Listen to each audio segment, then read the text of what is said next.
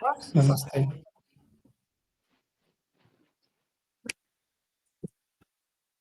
मंत्र पाठ। ॐ सहनाववतु सहनौ भुनक्तु सह वीर्यं करवावहै तेजस्विनावधीतमस्तु मा विद्विषावहै। ॐ शान्तिः शान्तिः शान्तिः। प्रथमा वृत्ति की 211वीं कक्षा, तीसरे अध्याय के प्रथम पाद का 91वां सूत्र चलेगा। एक नया धातुओं का अधिकार प्रारंभ हो रहा है। यहाँ से कोई प्रश्न है पीछे का? जी आचार्य जी।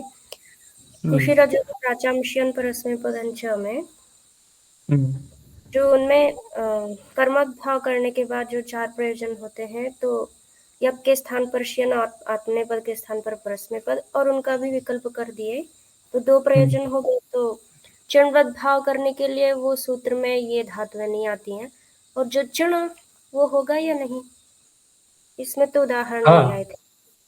चिण होगा, क्योंकि जो निषेध भी नहीं कहेंगे, जो श्यन और परस्मी पद किया गया है, तो दो ही कार्य तो किए गए हैं यहाँ पर। तो अन्य कार्य तो कर्मवत कर्मणा तुल्य क्रिया से जब कर्म के समान बना दिया गया, तो लुंग लकार लाएंगे तो चिण तो होना ही है, ठीक है ना। क्योंकि परस्मी पद भी जो विधान किया गया है वो श्यन के साथ में ही किया गया है। श्यन के साथ में जब श्यन प्रत्यय करेंगे उस अवस्था में, ठीक है ना। और श्यन नहीं करेंगे तो कोई बात ही नहीं है। जैसे हम चिण कर रहे हैं, अब श्यन नहीं कर रहे हैं वहां पर, तो वहां तो आत्मनेपद भी होगा, चिण भी होगा, ये सारे कार्य होंगे। चिणवत भाव हो नहीं पाएगा क्योंकि ये अजंत नहीं है, ठीक है ना। फिर दूसरी बात यह है कि प्रयोग के ऊपर भी निर्भर होता है कि कहीं प्रयोग मिले इस प्रकार का, तो हमें और थोड़ा बल मिलता है कि हाँ देखो ये उदाहरण यहाँ पर आ रहा है, तो हम ये संभावना व्यक्त कर सकते हैं कि यदि ऐसा कहीं प्रयोग मिलता है, चिण विद्यमान है उसमें, तो ये सूत्र बाधा नहीं पहुंचाएगा वहां पर। अच्छा जी, क्योंकि ये काशी केवल अदोही नहीं, अरंजी अकोशी ऐसा। हाँ, तो काशिका में जो अकोशी दिया है तो हो तो गया चिण, वो उन्होंने बना लिया है। ऐसा आवश्यक नहीं है कि कहीं प्रयोग दिखाई दे रहा है, उन्होंने बना लिया है उदाहरण। अकोशी पाद स्वयं ये वाला। हाँ जी, अकोशी पादस्य हाँ, में अरंजी वस्त्र। और फिर काशिकाकार ने तो इसको व्यवस्थित विभाषा भी माना है। और व्यवस्थित विभाषा उसे कहते हैं कि कहीं तो नित्य ही कार्य हो जाना, कहीं न होना। व्यवस्थित विभाषा का तात्पर्य, क्योंकि व्यवस्थित विभाषा प्रयोग के ऊपर निर्भर होती है। व्यवस्थित व्यवस्था जहां की गई है, तो कौन करेगा व्यवस्था? कोई आर्ष ऋषि प्रयोग करने वाला, वो जैसी व्यवस्था कर रहा है उसके आधार पर। व्यवस्थित भाषा का अर्थ होता ही यही है। व्यवस्थित भाषा यदि प्रयोग को हटा दें हम, तो कोई व्यवस्थित भाषा का अर्थ ही नहीं निकलेगा। क्योंकि व्यवस्थित भूतकाल में है ना, कि जहां पर व्यवस्था हो चुकी है पहले से, तो यहाँ ऐसा प्रयोग है, यहाँ ऐसा प्रयोग है, उसे कहते हैं व्यवस्थित भाषा। तो काशिकाकार ने तो व्यवस्थित भाषा को भी लिया है, और ऐसा कहकर के उसने कहा कि लिंग, लिड और लिंग है, और स्यादि विषय में यहाँ पर नहीं होता है। तेन लिड लिंगो हो स्यादि विषय च न भवतः। जैसे चुकुषे पाद है, ररंजे और कोशिशिष्ट, रंगशिष्ट, कोशिष्यते, रंक्ष्यते, मतलब यहाँ पर ये सूत्र जो है पूर्ण रूप से हट जाएगा, वहां नहीं लगेगा। तो ये जब वाक्य बोले जाएंगे, जैसे इन्होंने कहा व्यवस्थित भाषा चाहिए हम, तो उस अवस्था में इन्होंने श्यन को अलग ले लिया है, परस्मी पद को अलग ले लिया है। जैसे मैंने अभी अर्थ किया था कि श्यन के संयोग से परस्मी पद का विधान, एक तो हम ऐसे अर्थ कर सकते हैं, लेकिन हम दोनों को अलग अलग रूप से ले लें कि श्यन प्रत्यय भी करता है ये, अर्थात यज्ञ का अपवाद श्यन हो गया, और परस्मी पद को अलग ले लो कि परस्मयी पद भी करता है ये, अर्थात आत्मनेपद का अपवाद हो गया।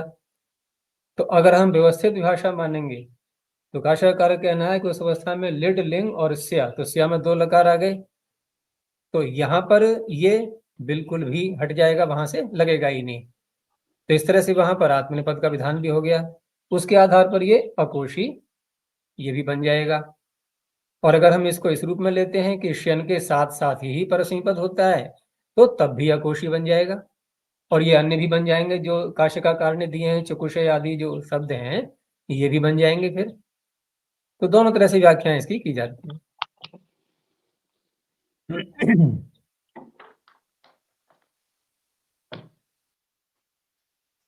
हो गया। चलो तो आगे देखते हैं। आगे सूत्र है धातु हो पंचम एक वचनांतम, और बहुत प्रसिद्ध सूत्र है ये, क्योंकि पूरा तीसरा अध्याय इसने समेटा हुआ है अपने में। एक पीछे धातु देखा था हमने, धातु कर्मणः समान कर्तृकादिच्छायाम वा, वो केवल एक ही सूत्र तक सीमित था। दूसरा धातु चला फिर धातु रेकाचो हलादे क्रिया समव्याहरेयं, उसकी अनुवृत्ति आगे के सूत्र में भी आई और पीछे तक आई है। यहाँ पर कुशलजोह प्राचामशन परस्मी पदम च, यहाँ तक आया है वो धातु। और जब यहाँ तक आया है तो उसको आगे भी तो बढ़ा सकते थे, कोई बीच में व्यवधान तो था नहीं किसी प्रकार का। तो ये अलग से किया गया है धातु। उसके प्रयोजन ये सब बताए जाएंगे, क्योंकि उपपद संज्ञा भी करनी है, कृत संज्ञा भी करनी है, तो ये सारे कार्य इसी धातु के अधिकार में होंगे। लेकिन आर्ध धातु को जो संज्ञा की जाती है, आर्ध धातुकम शेषः, वो सभी धातुओं की साथ में लग जाता है। वो धातु मात्र से विहित प्रत्ययों का नाम जो शेष हैं तिंग और शिच के अतिरिक्त, उनका नाम आर्धातुक रखता है। लेकिन ये जो उपपद संज्ञा और कृत संज्ञा, ये इसी धातु के अधिकार में होने पर होगी, इसीलिए इन दोनों सूत्रों को भी यहीं ले लिया गया है। ठीक है ना। और तीसरा ये भी है वासरूप स्त्रियाम जो आएगा, क्योंकि ये तीनों सूत्र सीधे धातु कह करके दे दिए गए, और आर्धातुकम शेष कहाँ जाके दिया, अंत में। ठीक है ना। तो इसलिए वो सभी में लगेगा, उसका यहां से कोई संबंध नहीं कि तीसरा धातु ही लेंगे हम। तो इस तरह से ये धातु हो तृतीय अध्याय की समाप्ति तक जाएगा, जहां जहां इसकी संगति लगनी है वहां लगेगी। उदाहरण इसके आगे आ ही जाएंगे। आगे है तत्रोपपदम सप्तमी स्थम, तत्र अव्यपदम उपपदम प्रथमैक वचनांतम सप्तमी स्थम प्रथमैक वचनांतम। अब तत्र ये सप्तम्यंत पद होता है, सप्तमी के अर्थ को बोलता है। जैसे वहां पर था अत्र लोपोभ्यासस्य, छठे इसमें 7वें अध्याय में अत्र लोपोभ्यासस्य, वहां पर अत्र शब्द वो भी ऐसा ही था जैसे यहाँ पर ये तत्र शब्द है, वहां अत्र शब्द था। तो वहां भी अत्र से क्या लिया था हमने इस प्रकरण में। ठीक है ना। अब तत्र का क्या लेंगे, यहां भी धातु ऊपर से आ ही रहा है, तो इस धातु के अधिकार में ये भी तत्र यहीं पर सीमित हो जाएगा कि जहां तक भी ये जा रहा है वहां तक। तो तत्र का अर्थ सभी व्याख्याकार यही करते हैं कि एतस्मिन् धात्वधिकारे सप्तमी स्थम सप्तम्याम तिष्ठति इति, सप्तमी स्थम जो सप्तमी में स्थित है, सप्तमी विभक्ति है अर्थात प्रत्यय है, उसमें जो स्थित है अर्थात सप्तम्यंत पद। तो सप्तमी निर्दिष्टम यत् पदम तद उपपद संज्ञम भवति। तो ये सूत्र कैसा है, संज्ञा सूत्र। संज्ञा कौन सी है इसमें, उपपद। उपपद शब्द अनवर्थ संज्ञा है ये, क्योंकि उप कहते हैं समीप के लिए, इसलिए उपपद शब्द बनाएंगे भी तो उप शब्द पूर्व रहते हुए और पद धातु से बनाया गया है, अर्थात समीपोच्चारितम पदम, समीप में उच्चारित जो पद है वो उपपद। तो उप का और पद का समास हो गया है भुगति प्रादय से, प्रादि में आते हैं ना ये उप आदि शब्द, प्रादि में आ ही रहे हैं, तो उससे समास हो गया है पद शब्द के साथ में। और पद जो है यहाँ पर एक सामान्य अर्थ का ही वाचक है कोई भी शब्द। तो इस तरह से उपपद नाम हो जाएगा उसका इस धातु के अधिकार में। और सप्तमी स्थ हम कहाँ देखेंगे कि सप्तम्याम तिष्ठति इति सप्तमी स्थम, तो ये सूत्रों में देखा जाएगा, क्योंकि धातुओं के अधिकार में सूत्र ही आने हैं आगे। वो सूत्र प्रत्ययों का विधान करेंगे, प्रत्यय परस्य पीछे से आ ही रहा है, और जिस धातु से करेंगे तो धातु में पंचमी होगी, कहीं कहीं पर षष्ठी भी मिल जाएगी, लेकिन सप्तमी स्थ पद तो कोई और ही होगा, धातु में तो सप्तमी होगी नहीं। तो अन्य जो पद होगा उसका नाम हो जाएगा उपपद। उपपद नाम होने से लाभ क्या होगा? तो सबसे बड़ा वही लाभ है कि उपपद मतिंग से समास हो जाता है, और समास होने के कारण से जो विभक्ति आएगी उसमें, क्योंकि समास करेंगे तो प्रातिपदिक भी बनेगा, प्रातिपदिक बनेगा तो सुपो धातु प्रातिपदिक यो हो, सुपों का लुक हो जाएगा। उदाहरण जैसे आता है कुंभम करोति इति कुंभकारः, तो कुंभकारः का पहले अर्थ देखते हैं क्या है, वो विग्रह से पता लगता है। कुंभम करोति इति कुंभकारः, ये विग्रह से अर्थ पता लग गया, तो ये भी स्पष्ट है कि ये कर्ता में हो रहा है। सामान्य सूत्र है कर्मणि अण, कि कर्म उपपद रहते हुए, अब ये जो अर्थ किया हमने उपपद रहते हुए, ये कर्मणि शब्द से नहीं निकला, ये इस सूत्र को जोड़ करके निकला अर्थ, क्योंकि इस सूत्र ने उसका नाम रखा उपपद, और कर्मणि में सप्तमी आई रही है वहां पर, तो कर्मणि के साथ में हमने उपपद को जोड़ दिया कि कर्मणि उपपदे, धातु का अधिकार चल रहा है, धातु से अण प्रत्यय होता है, बस इतना अर्थ बन जाएगा उसका। तो इस सूत्र ने क्या सहायता की वहां पर कि उपपद नाम रख दिया, और उस नाम के रखने से अब समास हो जाएगा, क्योंकि कर्म उपपद में होगा तो कर्म में द्वितीया होती है, वो भी साथ में रखा जाएगा। तो कुंभ अम, आगे है केवल क्री, और अण प्रत्यय कर दिया गया। क्री के आगे कोई सुप की उत्पत्ति नहीं करनी है, वो तो धातु है, धातु से सुप प्रत्यय नहीं आएंगे। तो कुंभ के आगे तो आ गया अम, और क्री के आगे हो गया अण। अब क्योंकि यहाँ पर इसका उपपद नाम होने से समास जो हुआ है, तो समास तो पूरे ही समुदाय का बनेगा, क्योंकि उपपद मतिंग सूत्र ये कहता है कि उपपद का, जिसका नाम उपपद है, उपपद का अतिङंत के साथ समास होता है। अतिङंत है ही कौन सा शब्द? क्री अण, क्री अण, इतना देखेंगे। कुंभ अम तो ले ही लिया उपपद शब्द ने कि उपपद का अर्थात क्री अम, इतने का किसके साथ समास होगा? अतिङंत के साथ। अतिङंत हो गया क्री अण। तो जब समास जितने का हुआ है पूरा ही समुदाय बनेगा प्रातिपदिक। तो कुंभ अम क्री अण इतना बना प्रातिपदिक ही। अब इसमें से अम को हटा दिया गया, बस ये कार्य यहां तक पूरा हो गया। प्रातिपदिक तो बना ही रहेगा, प्रातिपदिक बनने से हमें अन्य लाभ होने हैं आगे, क्योंकि स्वाद्युत्पत्ति फिर करेंगे हम। तो कुंभ क्री अण आगे वृद्धि आदि करके कुंभकार शब्द जो बना लिया गया है। यद्यपि यहाँ पर हम प्रातिपदिक संज्ञा दोबारा भी कर सकते हैं। दोबारा कैसे करेंगे? क्योंकि अण प्रत्यय कृततिंग से जो आगे आ रहा है अभी, उससे कृत संज्ञक है, तो कृत संज्ञक होने से कृत तद्धित समासाश्च ये भी बना रहा है प्रातिपदिक। लेकिन हमने पहले ही प्रातिपदिक संज्ञा कर ली है, तो कोई आवश्यक नहीं है दोबारा करना, क्योंकि कोई अंश बढ़ा तो है नहीं इसमें अभी, जितना पहले था उतना ही अब है। परिवर्तन जो हुआ है क्री में वृद्धि करके कार, वो तो अंतर्गत अंदर ही अंदर हुआ है सारा परिवर्तन। अण प्रत्यय सहित का ही नाम प्रातिपदिक था, और अभी वही स्थिति है वृद्धि करने के बाद भी। आचार्य तो जी, इस तरह यदि कृदंत मान के हम प्रातिपदिक संज्ञा करेंगे तो कुंभ को मिलाकर पूरा समुदाय हो जाएगा प्रातिपदिक? हाँ, पूरा समुदाय बनेगा, क्योंकि पूरा ही समुदाय है कृदंत। जैसे हमने समास कर लिया ना, समास करके बन गया ये एक शब्द, ऐक पद्यम ऐक स्वरियम च समासाद भवति। क्योंकि बिना समास किए तो हम स्वाद्योत्पत्ति तक पहुंच नहीं पाएंगे।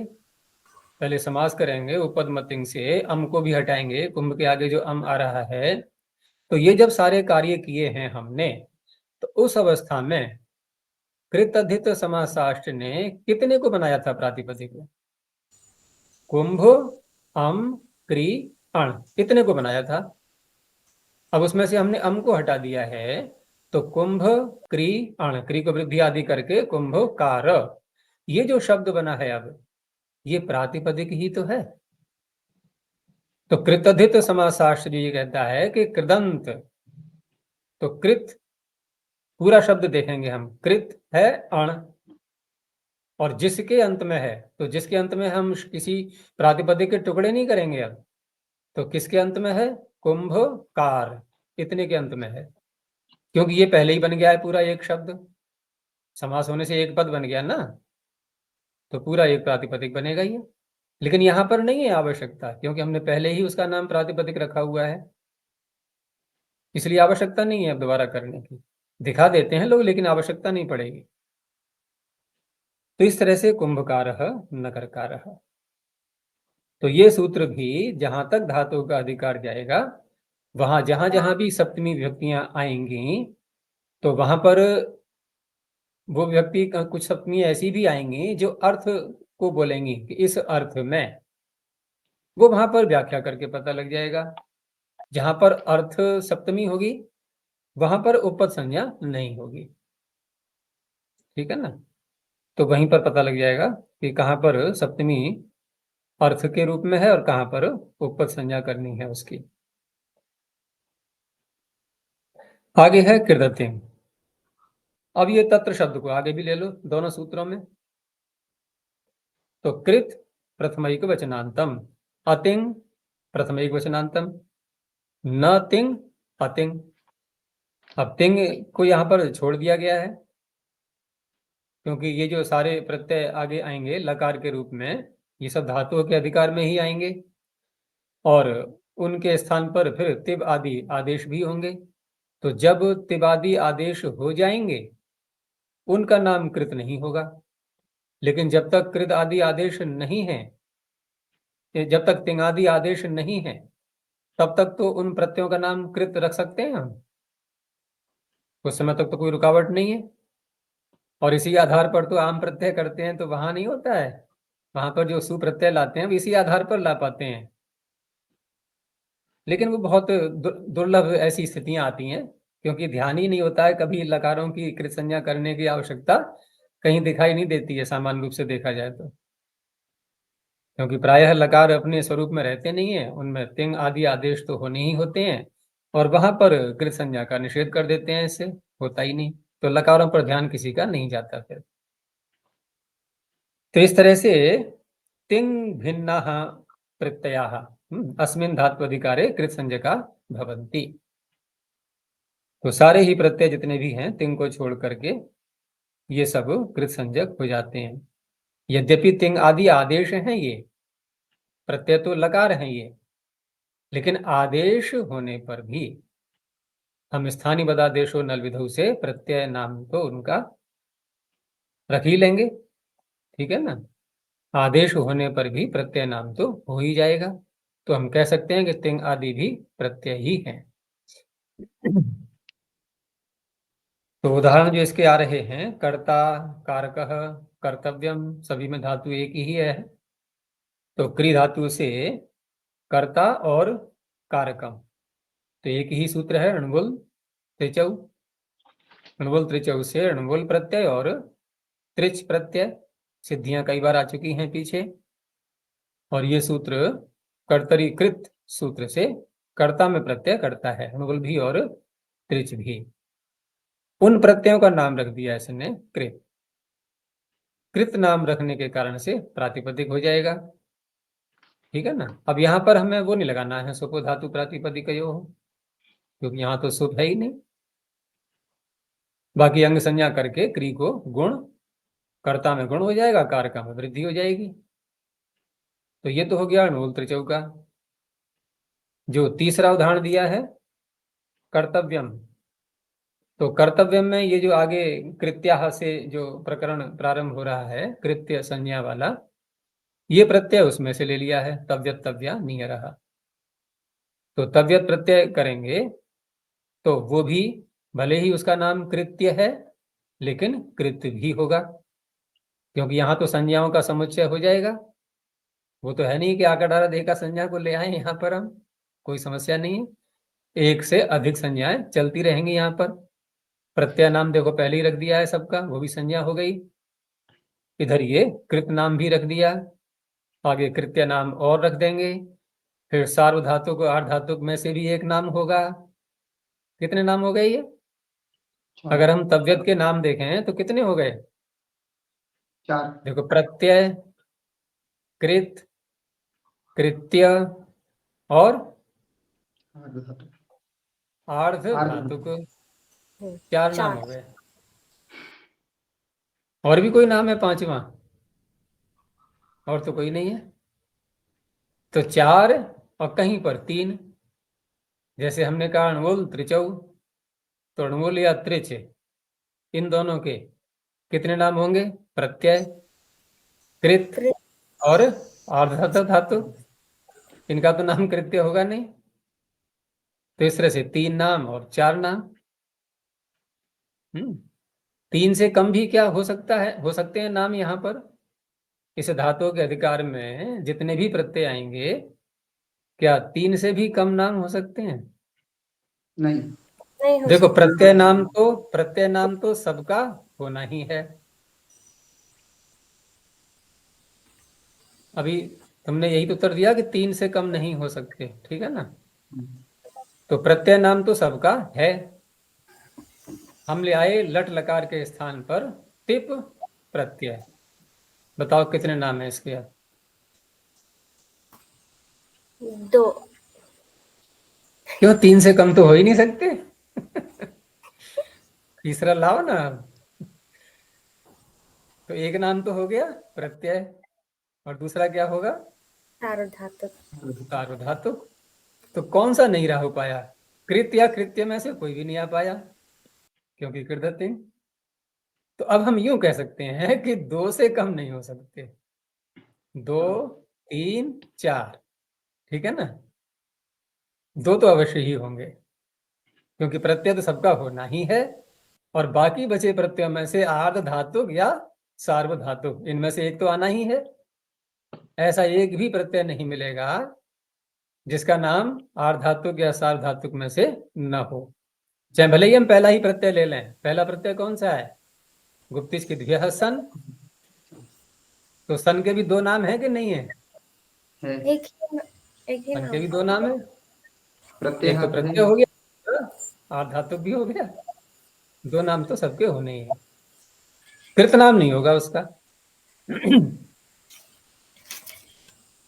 अच्छा जी, नहीं होगा सबका। गुप्तिज की ध्यासन और मान बधदान शांग दीर्घ, उसमें नहीं क्या नहीं होगा। हो सकता? आर्धातुक संज्ञा नहीं हो सकता। गुप्तिश के द्व्यः सन नहीं हो सकता। धातो हो कर्मणः से होगा। हाँ, बात तो सही है। वहां तो एक ही नाम रह गया फिर तो। केवल केवल इसी, यानी कि धातु हो कर्मणा पर जब पहुंच जाएंगे, ठीक है ना, तो कितने सूत्र बच गए? 2 गुप्तिश के द्व्यः सन और मान बददान। हैं, ये 2 बेचारे बड़े दुर्भाग्य वाले रहे हैं। एक ही नामकरण हो पाया इनका। और इसीलिए वहां पर देखो, आर्धातुक नाम न हो पाने के कारण से, जबकि धातुएं जो आ रही हैं उसमें कहीं पर भी देखो सन को इडागम हुआ है? कहीं कहीं नहीं हुआ है। तो इस तरह से 1, 2, 3, 4 सभी के उदाहरण मिल गए। कहीं 1, कहीं 2, कहीं 3, कहीं 4। चलो तो आगे देखते हैं अब। वा असरूप अस्त्रियाम, 2 शब्द हैं इसमें नए समास वाले। तो वा अव्यय पदम, असरूप प्रथमैक वचनांतम, अस्त्रियाम सप्तम एक वचनांतम, असरूप पुल्लिंग का है ये बन जाएगा प्रत्यय का विशेषण। तो स्वरूप किसे कहते हैं? समानम रूपम यस्य, बहुरी समास करेंगे, समान को स आदेश कर देंगे। अब समानता जो देखी जाती है प्रत्ययों की, तो उसमें यह ध्यान रखना होता है कि अनुबंधों को हटा करके देखते हैं, ठीक है? नानुबंध कृतम न अनुबंध कृतम असारूप्यम, ये परिभाषा है एक, नानुबंध कृतम असारूप्यम। ठीक है, अनुबंध को देख करके हम ये कह दें कि असारूप्य है अर्थात समान रूपता नहीं है, ऐसा नहीं होता। तो समानम रूपम यस्य, अनुबंध हटा करके देखेंगे, वो तो हो गया स्वरूप प्रत्यय, और न स्वरूप असरूप। तो इस सूत्र का विषय है असरूप। और अस्त्रियाम कह करके स्त्री को हटा दिया गया है, न स्त्री अस्त्री, तस्याम अस्त्रियाम। तो स्त्री से तात्पर्य यहाँ पर स्त्री से क्या अर्थ लेंगे अब, क्योंकि स्त्रियाम तिन सूत्र आना ही है इसी धातु के अधिकार में, तो उसकी ओर संकेत कर रहा है, यही सब व्याख्याकारों का निर्णय है। अर्थात स्त्रियाम कह करके स्त्रीलिंग के अधिकार में जो प्रत्यय कहे गए हैं वहां पर इस सूत्र का प्रवेश नहीं होगा। तो वहां क्या होगा फिर, कि वहां पर जो समान रूप वाले हैं, ठीक है ना, समान रूप वाले या असमान रूप वाले, वो सभी प्रकार के प्रत्यय वो अपवाद के रूप में ही आएंगे।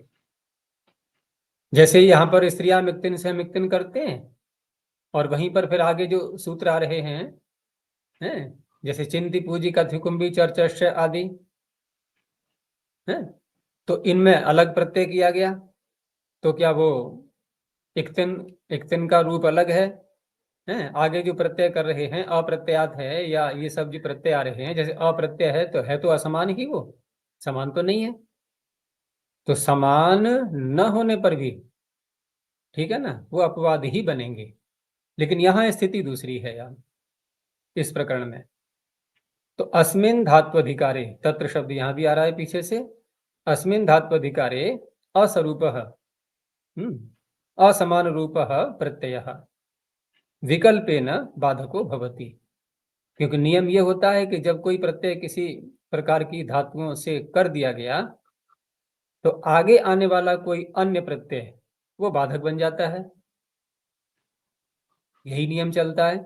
लेकिन पाणिनि ये कहना चाह रहे हैं कि यहाँ पर बाधक वो प्रत्यय बनेंगे, यानी कि नित्य बाधक, ये तो विकल्प है यहाँ पर वाह, अर्थात बाधक वो प्रत्यय बनेंगे जो समान रूप वाले हैं, और जो असमान रूप वाले हैं वो वैकल्पिक बाधा पहुंचाएंगे। अर्थात हम दोनों या तीनों जितने भी आ रहे हैं वो सभी कर सकते हैं प्रत्यय, वो नित्य बाधक नहीं बनेंगे। तो अस्मिन् धात्वधिकारे असमान रूपो प्रत्यय, असमान रूपः प्रत्ययः विकल्पेन बाधको भवति। अस्त्रियां स्त्र्यधिकारे विहितान प्रत्ययान वर्जयित्वा, उनको छोड़ देंगे। तो जैसा उन्होंने दिया है कि नियम क्या है कि सर्वत्र अपवादैर नित्यम उत्सर्गा बाध्यन्ते इति नियमः। नियम तो यही कहता है कि उत्सर्ग सूत्र अपवाद सूत्रों के द्वारा बाधित हो जाता है। तो तत्र यह असरूपः अपवादः प्रत्ययः स विकल्पेन बाधकः स्यात् न तु नित्यम, एतदर्थम सूत्रमिदम आरभ्यते। तो उदाहरण में देखा हमने अनवोल त्रिचौ, ये एक सामान्य सूत्र हो गया, अर्थात उत्सर्ग, सामान्य और उत्सर्ग ये दोनों पर्यायवाची शब्द हैं। तो इसने सभी धातुओं को कह दिया कि सभी धातुओं से अणुवल और त्रिच प्रत्यय होते हैं। ठीक है, अणुवल करके हमने क्षिप धातु से विक्षेप बना लिया, त्रिच करके बना लिया विक्षेपता। तो धातु क्या है यहाँ पर, क्षिप। अब क्षिप धातु कैसी है कि एक उपधाम में इसके एक आ रहा है, तो एक जिनकी उपधाम में है ऐसी धातुओं से फिर एक अन्य प्रत्यय भी कहा गया है। उसी के आगे जो सूत्र आता है इगुपध ज्या प्रीकिरह कह, तो इगुपध धातुएं ये क्षिप इगुपध में आ गई, इससे क प्रत्यय किया। अब यहां देखो क में अनुबंध हटा करके क्या बचेगा अ, और मूल त्रिचौ में अनुबंध हटा करके क्या बचा वु और त्रि। तो ये रूप तो समान नहीं है इनका, तो रूप समान नहीं है, और ये सूत्र यदि पाणिनि न बनाए तो क्या होगा कि क्षिप धातु से का प्रत्यय जो कर रहे हैं हम इगुपद होने के कारण से वो बाधक बन जाएगा अणुवल का और त्रिच का। इस सूत्र के कारण से अब क्या होगा कि वैकल्पिक बाधा पड़ेगी। अब हम अणुवुल और त्रिच भी कर सकते हैं और क प्रत्यय भी कर सकते हैं। तो विक्षेपकः, विक्षेप्ता, विक्षिपः, तीनों का अर्थ एक ही होगा, विक्षेप करने वाला। इस तरह से बन जाएंगे ये। नहीं तो विक्षेपः के कारण से विक्षेपकः विक्षेप्ता नहीं बनना चाहिए था, तो वो भी बन गया। तो ये नियम भी सर्वत्र हमें ध्यान रखना है। तो तीन बातें निकल करके आई इस धातु के अधिकार में। एक तो उपपद संज्ञा का नियम हो गया, दूसरा कृत संज्ञा करनी है सभी प्रत्ययों की, और तीसरा जो असरूप प्रत्यय हैं वो विकल्प से अपवाद बनेंगे। तो ये तीनों बातें सर्वत्र लगेंगी पूरे धातुओं के। नित्य बाधेगा आचार्य?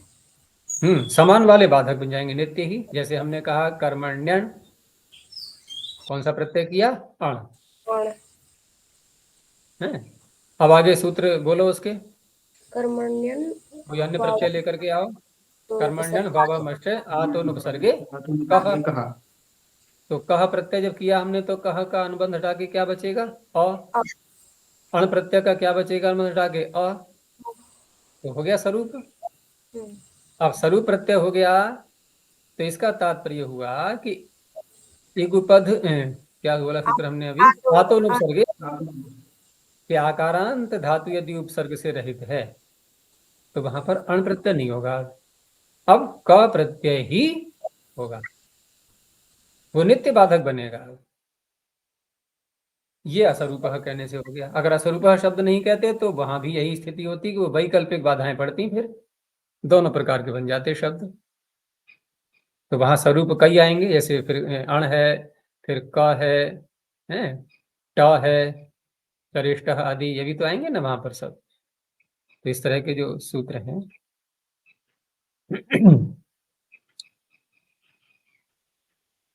तो ये इसके उदाहरण दे दिए इन्होंने, विक्षेपकः, विक्षेप्ता। विक्षिप ये दिखाने के लिए दिया है कि देखो अस्वरूप होने के कारण से ये अपवाद नहीं बना, नित्य अपवाद नहीं बना। आगे है कृत्याः। ये फिर संज्ञा सूत्र आ गया। एक तो पीछे आया था कृततिंग संज्ञा सूत्र। अब हम जो संज्ञाएं गिन रहे थे अभी 1 2 3 4 करके, उसमें पहली संज्ञा प्रत्यय पीछे आई चुकी है, और दूसरी कृत आ गई थी अभी, तीसरी कृत्य आ गई है, और चौथी संज्ञा तो एक होनी होती है, सार्वधातुक अथवा आर्धातुक, वो अंत में आएगी फिर। तो कृत्याः प्रथमा बहुवचनांतम। अब यहाँ इन्होंने बहुवचन दिया है ये कृत्याः, तो बहुवचन कह करके ये भी संकेत दे रहे हैं कि अधिक दूर नहीं जाना है हमें, कुछ ही प्रत्यय हैं ऐसे। ये तो स्पष्ट है कि 2 से अधिक ही होंगे बहुवचन है तो व्याख्याकारों ने इसकी गणना कर रखी है कि कहाँ से कहाँ तक लेंगे हम। तो तव्यत तव्या नियरः सूत्र से लेकर के जब तक अणुवुल त्रिचौ सूत्र नहीं आ जाएगा तब तक जितने भी प्रत्यय आएंगे उन सब का नाम हो जाएगा कृत्य। तो यहाँ तक किया है फिर कि काशिका में जहाँ ये सूत्र दिया हुआ है वहां कृत्याः सूत्र नहीं है, वहां सूत्र है कृत्याः प्राङ्णवुलः। इतना बढ़ा हुआ है उसमें पाठ। तो ये पाठ भी कहीं कहीं मिलता है तो प्रक्षिप्ति ही वो, लेकिन वो व्याख्याकारों ने जो व्याख्या में ये शब्द जोड़ा होगा तो कालांतर में वो सूत्र के साथ जोड़ दिया लोगों ने, कृत्याः प्राङ्णवुलः, तृणवुल त्रिचौ से पहले पहले तक। तो हम प्रत्यय गिनते हैं जब वहां पर कि कितने हैं ये, तव्यत तव्या नियरः से लेकर के और अणुवुल त्रिचौ से पहले पहले तक, तो संख्या बनती है 6। तो 6 प्रत्यय आते हैं ये। तो इस तरह से अणुवुल त्रिचौ इत्येतदारभ्य, नहीं यहाँ से अणुवुल त्रिचौ इति यावत ये प्रत्यय धास्यन्ते ते कृत्य संज्ञका भविष्यन्ति।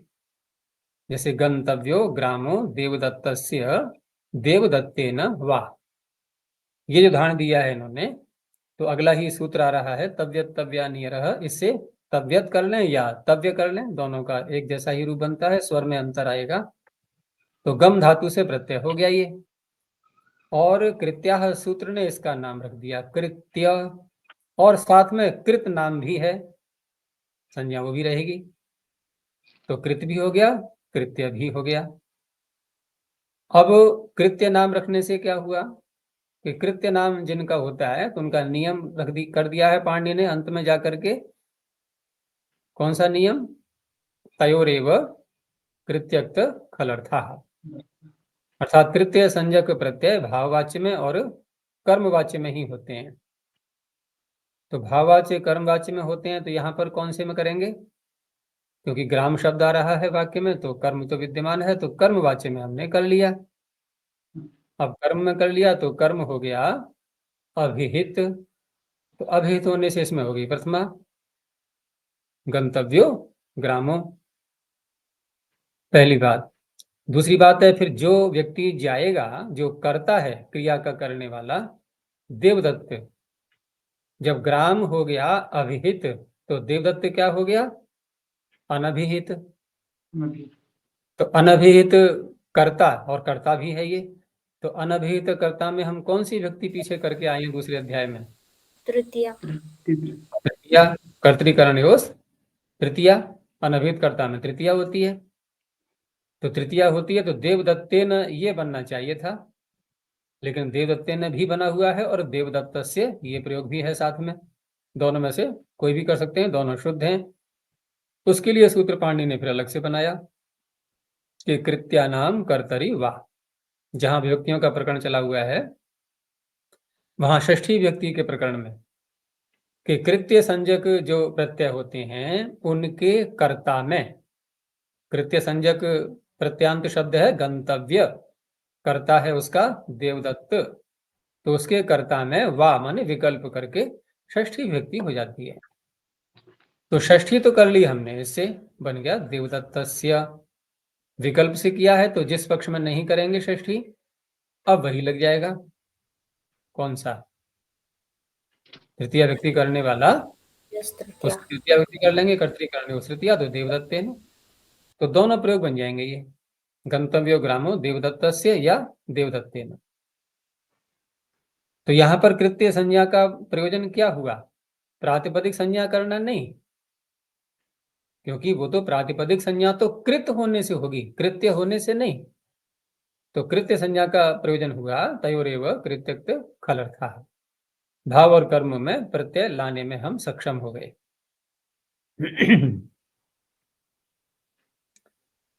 आगे है तव्यत तव्या नियरः।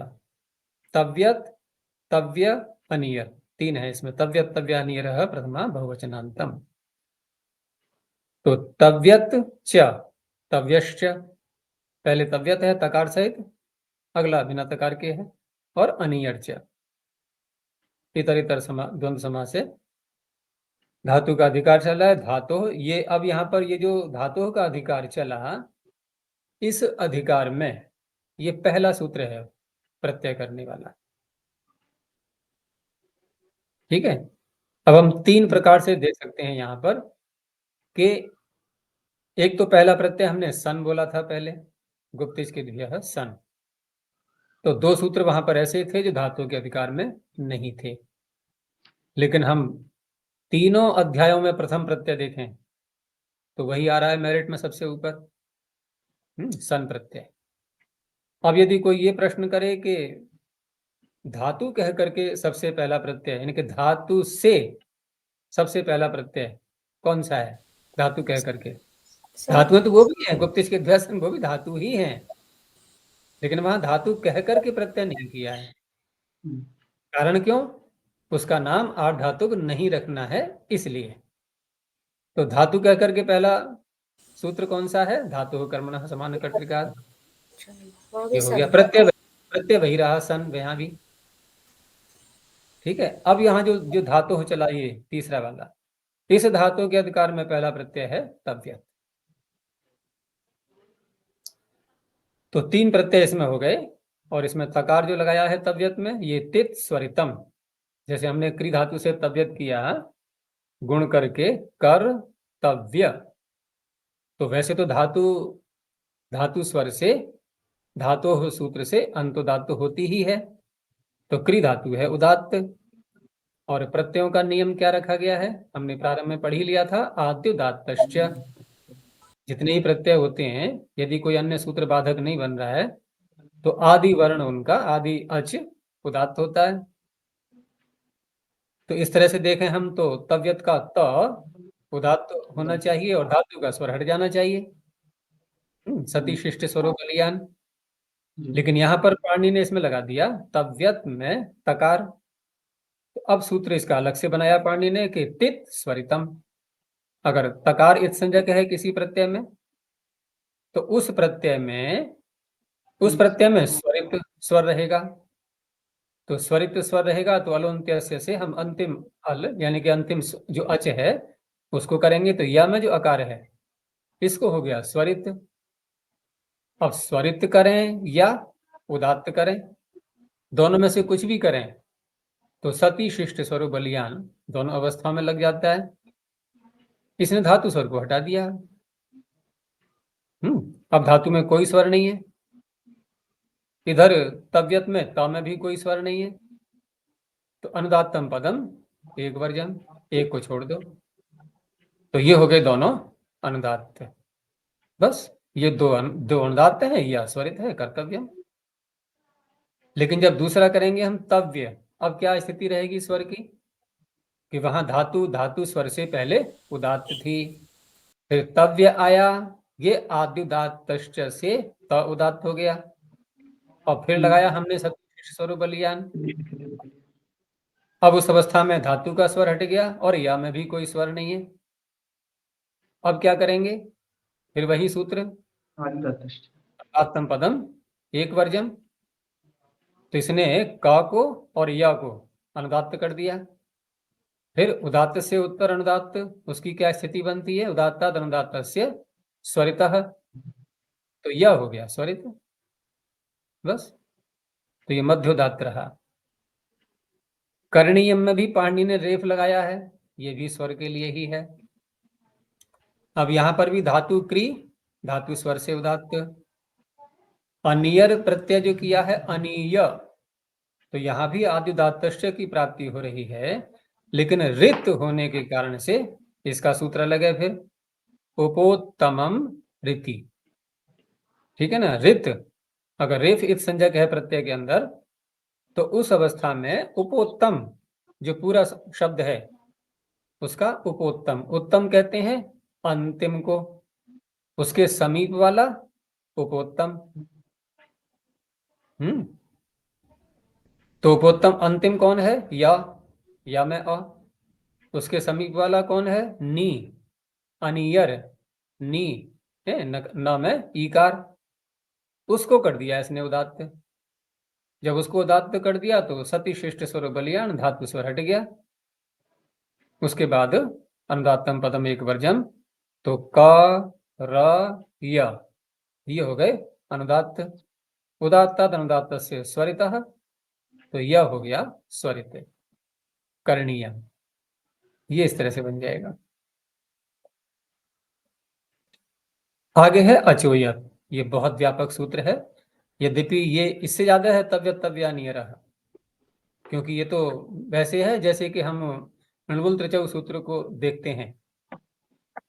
इसमें सूत्रों की महत्ता को भी समझते जाओ साथ साथ, कि कौन से ऐसे सूत्र हैं जो बहुत व्यापक हैं, सारे धातु पाठ को समेट लेते हैं जो, तो उन्हीं में से तव्यत तव्यानियर ये तो बहुत ही व्यापक है। अचोयत भी व्यापक है, लेकिन ये अजंतों को पकड़ेगा, जो धातुएं अजंत हैं। तो अचह पंचम एक वचनांतम यत प्रथम एक वचनांतम, तो अचह धातु होगा बन जाएगा विशेषण, विशेषण बनते ही ये न विधिस तदंतस्य। तो अब अचह का अर्थ अच धातु नहीं बोलेंगे, अजंत धातु, अच जिसके अंत में है। तो अजंतात धातुर यत प्रत्यय परश्च भवति, और कृत्य नाम रखा ही जा रहा है इनका। ये पीछे भी वही बात थी, कृत्य नाम रखा गया था कर्तव्यम करणीयम आदि में भी, तो वहां भी हम वो सूत्र लगाएंगे तयोरेव कृत्यक्त खल अर्थाः। तो क्या क्या लेंगे इसमें हम? भाव में है ये या कर्म में है? कर्तव्यम या करणीयम शब्द ये किस में है? कर्म में। हाँ हाँ, कर्म में है, क्योंकि करना चाहिए तो कुछ न कुछ तो करने, जो भी किया जाएगा वो कर्म ही बनेगा, है? भले ही छिपा हुआ है इसमें, जैसे कार्यम जोड़ दो, कार्यम, कर्तव्यम, करणीयम, तो कर्म में हुए हैं ये। तो इन ये जो है, ये ध्यान रखना है मैं सर्वत्र, जब तक ये कृत्य संज्ञा का प्रकरण चल रहा है तब तक तयोरेव कृत्यक्त खलर्था को नहीं भूलना है। भले ही उसमें कोई कर्ता या भाव या कर्म नहीं पता चल रहा हो, फिर भी कर्म नहीं पता चल रहा है तो भाव है, और नहीं तो कर्म है। कर्ता में नहीं हो पाएंगे। कर्ता में यदि करना भी होगा तो कोई सूत्र विशेष आएगा, उसमें अलग से प्रयास करना पड़ेगा। तो अजंत धातु इसने ले ली सारी, अजंता धातु यत प्रत्यय भवति। जैसे गई, गई धातु है, कई गई शब्दे, तो गई धातु में प्रारंभ में ही आदेश उपदेश स्थिति से आर्ध धातु के उसमें अधिकार में एकार कर लेंगे, वो एकार को, वो ऐ को आकार कर लेंगे तो बन गया गा। अब धातु अजंत है यहाँ पर, तो इस सूत्र से हो गया यत प्रत्यय, तो गा य। अब यहाँ पर यह भी होता है कि जो धातुएं आकारांत होती हैं और आगे यदि अजादि कितंगित प्रत्यय आ जाते हैं तो वहां पर हम सूत्र कौन सा लगाते हैं? आतो लोप टीचर। कल भी चर्चा हो रही थी ना इसकी। इडादि आर्ध धातु परे रहते, और दूसरा वाक्य क्या बोला था मैंने? अजादि कितनित अर्धातुक पर रहते। हाँ, अजादि कितंगित आर्ध धातु परे रहते। उस अवस्था में आकार का वो लोप करता है, लेकिन उसी के आगे सूत्र क्या है फिर? आतो लोप टीचर के आगे यति। ईद्यति, विश्वास के साथ बोला करो, ईद्यति। तो ईत यति।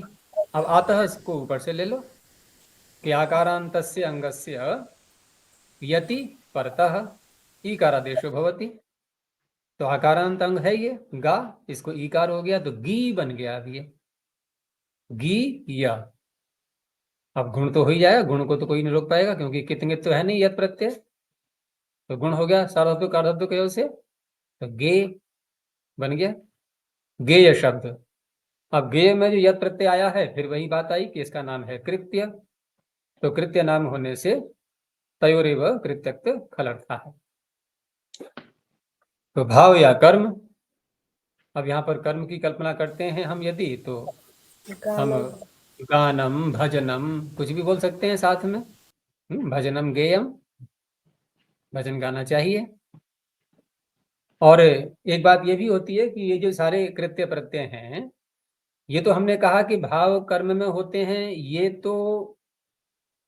ये बताया गया कि ये कहेंगे किसको, ठीक है ना? अर्थात कर्म को कहेंगे या भाव को कहेंगे, ये तो निर्णय कर दिया तयोरेव कृत्यक्त फलर्था ने। लेकिन एक अन्य प्रश्न भी तो रह जाता है। अन्य प्रश्न ये रह जाता है कि ये जो हम अर्थ करते हैं कि ठीक है, हमने कहा कि कर्म में है, तो हमने कर्म में कर दिया कि भजन, अब क्या बोले आगे, गाना है या क्या? गेय का अर्थ क्या होगा? गेय ने किसको कहा ये अर्थ नहीं है, ध्यान रखना। हमने कहा कि कर्म में और भाव में होते हैं कृत्य प्रत्यय, तो कर्म और भाव क्या अर्थ है? अर्थ नहीं है, ये वाच्य हैं, ये वाच्य हैं कि गेय शब्द भजन की या गान की ओर संकेत कर रहा है, लेकिन अर्थ क्या होगा? तो अर्थ के लिए सूत्र बनाया पाणिनि ने, ठीक है ना? जैसे अर्हे कृत्य त्रिचश्च कृत्याश्च, ये सूत्र आ रहे हैं नहीं, आएंगे आगे आएंगे इसी तीसरे अध्याय में सब। तो सबसे अधिक प्रचलित जो अर्थ बहुत ज्यादा व्यापक है, तो हिंदी में हम उसको बोल देते हैं योग्य। कुछ भी ध्यान नहीं आ रहा है तो योग्य। और भी अर्थ है, जैसे आवश्यका धर्मणयोर निहि के आगे ही तो है कृत्याश्च, तो आवश्यक अर्थ भी ले लेते हैं। और अर्हे कृत्य त्रिचश्च, तो अर्ह, अर्ह का अर्थ क्या करते हैं? योग्य ही तो करते हैं हम, अर्हति योग्य है। और आवश्यक अर्थ भी तो लगभग वहीं पहुंचा रहा है हमें, योग्य अर्थ में ही तो पहुंचा रहा है, लेकिन थोड़ा ये वहां बल और बढ़ जाता है, एक अनिवार्यता जैसी हो जाती है। जैसे हम लोग बोलते हैं ना कर्तव्य, क्या है कि ड्यूटी, तो क्या अर्थ हुआ कि जरूर करना है ये तो इस तरह से हिंदी में हम बोल देते हैं योग्य, ये चलता है इसका अर्थ। जैसे कर्तव्यम था पीछे, करने योग्य, गेयम का गाने, कोई भी अर्थ नहीं समझ में आ रहा तो योग के समय में जोड़ दो सारे कृत्य संज्ञक प्रत्ययों में है। पेयम पीने योग्य, चेयम चयन करने योग्य, जेयम जीतने योग्य, बस ये अर्थ बन जाते हैं। तो इस तरह से अब कर्म यहाँ पर छिपा हुआ है, और कर्म छिपा हुआ है तो अंतर्निहित है, उसमें शब्द प्रयोग में नहीं आ रहा है जो कर्म का वाचक शब्द है। तो प्रश्न उठता है कि लिंग और विभक्ति क्या लाएंगे फिर हम। तो ठीक है, जहां अनिर्दिष्ट जो शब्द होते हैं अपने कारक को नहीं कह पा रहे हैं, जो वहां लिखा हुआ नहीं है, तो अनिर्दिष्ट ही तो हो गए। तो अनिर्दिष्ट में एक वचन और नपुंसक लिंग ये रहता है, लेकिन इसका अर्थ ये नहीं है कि ये गेयम सदा नपुंसक लिंग में और एक वचन में ही आएगा, ठीक है ना। हम इसको पुल्लिंग में अथवा स्त्रीलिंग में और द्विवचन में और बहुवचन में सर्वत्र प्रयोग कर सकते हैं। गेयम गेये गेयानी, गेयः गेयौ गेयाः, गेया गेये गेयाः। अपने विशेष्य के अनुसार इसमें विभक्ति और वचन, वो लिंग और वचन बदलते रहेंगे। तो ये तो अनिर्दिष्ट है इसलिए दे दिया है, प्रथमा का एक वचन है और नपुंसक लिंग में दे दिया। अच्छा जी, गीता गेया है, गीता गेया गीतिका, क्या गीतांजलि गीता गीता गीता तो नहीं बोलते हैं, गीतिका बोल देते हैं। भगवत गीता, हाँ गीति, गीति कह सकते हैं, गीति बन जाएगा स्त्रियां मिलते हैं, गीति से ही तो बनेगा गीतिका, गीतिका डायरेक्ट नहीं बनेगा। गीति बना करके का प्रत्यय कर दो, स्त्रीलिंग में टाप हो जाए गीतिका। छोटा गीत, छोटा अर्थ लेना हो तो का लगा देते हैं, नहीं अल्पे ह्रस्व, ह्रस्व अर्थ हो गया ना अल्प प्रागिवाद कहा जो चलता है ना प्रकरण, तो वहीं पर है ये सूत्र, अल्पे ह्रस्व आदि। अल्प है, ह्रस्व है, या बहुत बेचारा है, कई अर्थों में है ये का प्रत्यय, बहुत सारे अर्थ दिए हुए हैं। तो गेयम पेयम चेयम जेयम। आगे पोरदुपधा। अब देखो ये जो सूत्र थे दोनों अभी, तव्य तव्या नियरः और अचोया, ये हैं उत्सर्ग सूत्र, दोनों ही उत्सर्ग हैं ये, और कोई किसी को रोक नहीं रहा है। हमने गा और पा, ये ची और जी धातु, इन सबसे जो यत किया है, तो इसका अर्थ ये नहीं है कि इनसे हम तव्य तव्य नियर नहीं कर सकते, वो भी कर सकते हैं। लेकिन अब जो सूत्र एक एक सूत्र करके, जैसे अचोयत के आगे सूत्र आ रहा है, और इधर हम यत की अनुवृत्ति भी ले जा रहे हैं, तो अब क्या सिद्ध होगा कि अब ये आगे वाले सूत्र अपवाद बनेंगे। अब अपवाद किसके बनेंगे ये विचार करना है। देखो अगर कोई धातु अजंत ही आ रही है आगे, तब तो अचुयत के अपवाद बनेंगे, ठीक है ना। और यदि कोई धातु अन्य है, अजंत नहीं है, तो और भी धातुएं जो कृत्य प्रत्यय करने वाली आएंगी, उनके पुरस्ताद अपवाद बनेंगे। तो हम देखते हैं प्रसंग के अनुसार कहाँ क्या होगा। तो पोह पंचम एकवचनांतम, अदुपधात पंचम एकवचनांतम, अदुपध अत उपधा यस्य, अकार जिसकी उपधा है, तो ये किसका बनेगा विशेषण, धातु का, अदुपधा तस्मात् अदुपधा। और पू शब्द का बना है पोह, तो कुचु टू पू, ये वर्गों में आते हैं, तो पू से अर्थ लेंगे हम पवर्ग, ठीक है ना। पवर्ग का हम एक ही वर्ण लेंगे और विशेषण भी बनाया हमने इसको, तो ये न विधिस तदंतस्य, तो पवर्गांत अर्थ हो जाएगा। तो पवर्गांतात अदुपधात धातुर यत् प्रत्यय भवति। अब जो उदाहरण इसके आएंगे, तो हम धातु को पकड़ेंगे, पवर्गांत होनी चाहिए और अदुपध होनी चाहिए। जैसे शप धातु है, शप आक्रोशे, तो शप्यम, अर्थ सब जगह वैसे ही करते जाओ, योग्य योग्य करके। तो शाप, शप्यम का अर्थ हो गया शाप के योग्य। किसी को कोई डांटना है ना, भर्त्सना करनी है तो शप्यम। और जप धातु से जप्यम, जपने योग्य। रभ धातु रभ राभस्ये, ये शीघ्रता करने अर्थ में आती है। रभस, रभस कहते हैं शीघ्रता को, रभस्य बनता है राभस्य, रभ राभस्ये। तो रभ्यम, शीघ्रता से कोई कार्य ऐसा है जो करने योग्य है। दुर्लभश प्राप्त, तो प्राप्त करने योग्य, लभ्यम। गमलरी गतौ, जाने योग्य, गम्यम। तो ये जो सारे उदाहरण देखे हमने, सभी में उपधा में आकार है। उपधा में आकार है या उपधा आकार है? हम लोग बोल तो देते हैं हिंदी में ऐसे ही, लेकिन वास्तविक वाक्य क्या बनना चाहिए? उपधा आकार है, उपधा में नहीं। ये उपधा को एक अलग से ले हम आधार के रूप में और उसमें देखें फिर आकार ऐसे नहीं, उसी का नाम है उपधा।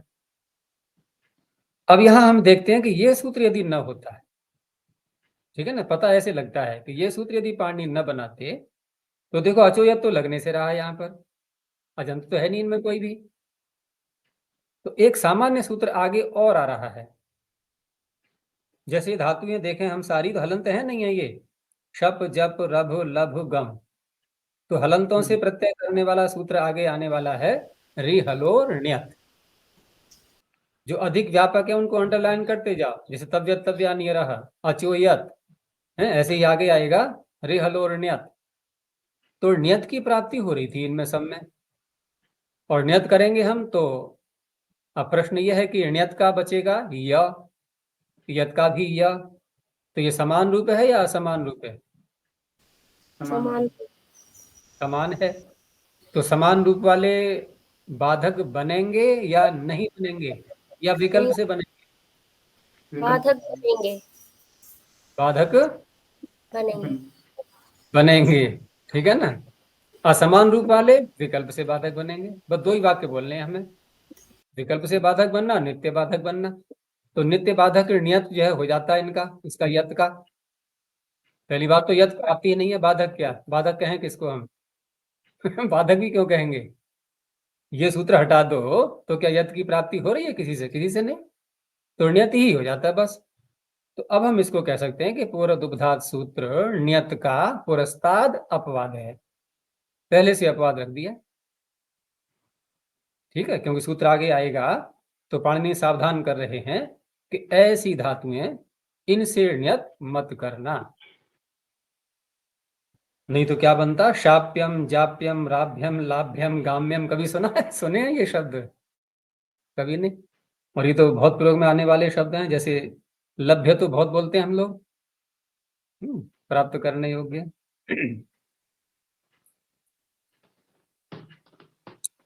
आगे शकी सहोष्ठ। अब ये अलग से क्यों कहना पड़ रहा है? क्योंकि ना तो ये पवर्गांत है, अदुपद तो है, ये पवर्गांत नहीं है, ये दोनों ये, ठीक है ना। तो शकी सहो षष्ठी द्विवचनांतम च अव्यपदम। अब एक शैली पाणिनि की ओर दिखाई देगी यहां से कि धातु से जब प्रत्यय करते हैं पाणिनि, धातु में पंचमी रखते हैं, लेकिन देखो यहाँ षष्ठी दिखाई दे रही है, तो षष्ठी होने पर भी अर्थ पंचमी का ही रखेंगे, क्योंकि विभक्तियों का व्यत्यय होता ही है, कोई समस्या नहीं है उसमें। तो पंचमी के अर्थ में षष्ठी है। तो शक्लरी शक्तौ, शह मर्षणे सहन करना, इत्येताभ्याम यत प्रत्यय भवति, इनसे भी यत होता है। भी बोला हमने, पीछे बोल दी हमने, और ये भी, और सूत्र में भी च लगाया जा रहा है। तो यहां भी यही स्थिति है कि ये भी धातुएं हलंत हैं, तो रिहलोण्यत का ही तो अपवाद बनेंगे ये। तो शाक्यम नहीं बोलते हैं, शक्यम। सहियम, साहियम नहीं बोलेंगे कभी भी। आगे है गद मद चर यमश्चानुपसर्गे। गद मद चर यमः पंचम एकवचनांतम च व्यपदम अनुपसर्गे सप्तम एकवचनांतम। तो यहाँ पर जो धातु है इनका समाहार द्वंद्व कर लेंगे, गदश्च मदश्च चरश्च यम च। अंत वाले में यमश्च नहीं बोलेंगे, क्योंकि एक वचन लाना है ना हमें। अगर यमश्च बोलेंगे तो यमाह बनेगा, फिर अगर आकार उच्चारण के लिए रखेंगे तो। और अनुपसर्ग न विद्यते उपसर्ग यस्य, यस्मिन नहीं, यस्य संबंध षष्ठी, जिस धातु का उपसर्ग के साथ संबंध नहीं है उसे कहेंगे अनुपसर्ग। अब यहां जो सप्तमी दी है अनुपसर्गे, अब कोई ये कहने लगे कि तत्रोपदम सप्तमी सप्तमी स्थम, तो ऐसे नहीं, इस तरह से नहीं करना होता है, कुछ थोड़ी बुद्धि भी लगानी होती है अर्थ करते समय। तो यहां जो सप्तमी है ये पंचमी के अर्थ में है, ठीक है, जैसे ऊपर वाली षष्ठी व्यक्ति पंचमी के अर्थ में थी, यहां भी यही स्थिति है। तो अर्थ करते समय हम पंचमी ही बोलेंगे कि अनुपसर्गेभ्यः गद मद चर यम इत्येतेभ्यः धातुभ्यो यत् प्रत्ययो भवति। अब इस पर विचार करो कि ये किसका अपवाद बनेगा। तो गद मद चर यम, देखो यम आ रही है, तो यम तो पवर्गांत है ना, तो पवर्गांत होने से क्या पूर्व उपधात से यत् प्रत्यय नहीं हो सकता था? हो सकता था। गद मद चर से नहीं हो सकता था, लेकिन यहां पर कहा जा रहा है अनुपसर्गे, कि उपसर्ग यदि नहीं लगाएंगे यम धातु में, ठीक है ना, तब यह प्रत्यय होगा। तो प्रश्न फिर वही उठेगा कि अनुपसर्ग नहीं लगाएंगे तब भी तो पूर्वोपधात यह प्रत्यय कर सकता है। अरे उसे तो कोई बाधा नहीं है ना, उपसर्ग लगाओ या मत लगाओ, ये आपकी इच्छा। तो अब क्या करेंगे? अब ये सूत्र व्यर्थ हो रहा है ना, फिर अब बन जाएगा ये नियमार्थ, केवल यम धातु के लिए कह रहा हूं मैं। तो नियमार्थ क्या बना कि यदि यम धातु से यत प्रत्यय करना है तो उपसर्ग रहित से ही करना है, ठीक है ना। यदि आप उपसर्ग लगाएंगे तो फिर आपको यत नहीं करना है, फिर नियत होगा, ये अर्थ निकलेगा इसका, ये व्यर्थ हो करके। अब तो कहीं पर यदि उपसर्ग लगाया जाएगा इसमें,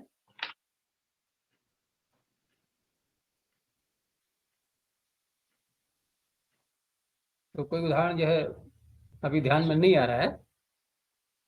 आयाम्य, आयाम्य बोलते हैं शायद।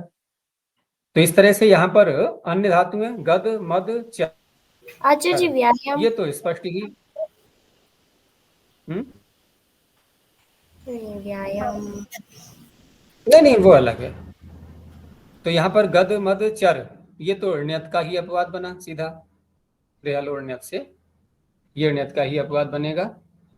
तो गद्यम बोलने योग्य, मध्यम तो मदि हर्षे हर्ष करने योग्य, और चर धातु आती है गति और भक्षण अर्थ में, तो भक्षण अर्थ में ले लिया है चर्यम, चबाने योग्य खाने योग्य, और यम यम यम ऊपर में शांत करने योग्य। अब इन्हीं में यदि हम उपसर्ग लगा दें तो फिर होगा नियत प्रत्यय, जैसे प्रगाद्यम प्रमाद्यम, इस तरह से। चर धातु में भी देखें हम, तो चर में देखो ये तो बन गया चर्य, और आ लगा दें तो आ लगा दें तो आचार्य, देखो हो गया ना नियत।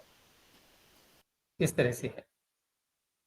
अब इन्होंने आगे कुछ निपातन दिए हैं, और निपातन का भी उद्देश्य क्या होता है कि ज्यादा पचड़े में नहीं पढ़ना होता है। पाणिनि कहते हैं कि देखो हम ये शब्द आपको बना बनाया पढ़ रहे हैं और साथ में अर्थ भी उसका निर्देश कर रहे हैं, इस अर्थ में आपको ये प्रत्यय करना है। तो इस तरह से उनका अर्थ किया जाता है। प्रकरण वही चलेगा अभी यत प्रत्यय का ही, जब तक प्रत्यय बदल नहीं जाएगा तब तक तो यत प्रत्यांत निपातित हैं ये, और वो भी इसलिए करना पड़ा है निपातन क्योंकि रिहलोर नियत से नियत की प्राप्ति होती है प्रायः करके, उसी के अपवाद ये पहले से दे दिए गए हैं। बस यहीं तक रखते हैं। प्रणव ध्वनि। ओ